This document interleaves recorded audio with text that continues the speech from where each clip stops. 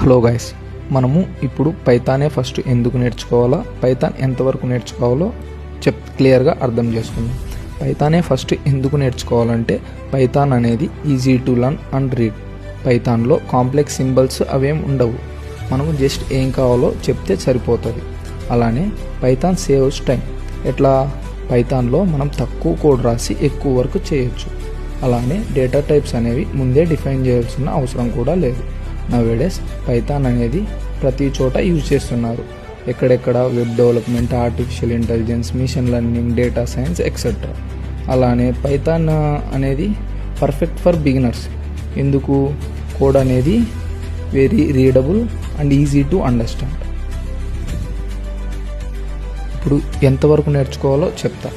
DSC and ప్లేస్మెంట్స్కి prepare అయ్యేవాళ్ళు Python with core Python నేర్చుకుంటే చాలు.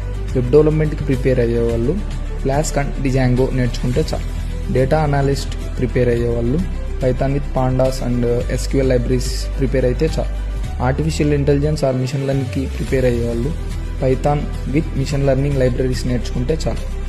ఆటోమేషన్స్కి ప్రిపేర్ అయ్యేవాళ్ళు పైథాన్ విత్ పైథాన్ స్క్రిప్టింగ్ నేర్చుకుంటే చాలు. ముందుగా పైథాన్ నేర్చుకునే ముందు వాళ్ళు ఏ డొమైన్ నేర్చుకోవాలో సెలెక్ట్ చేసుకోండి.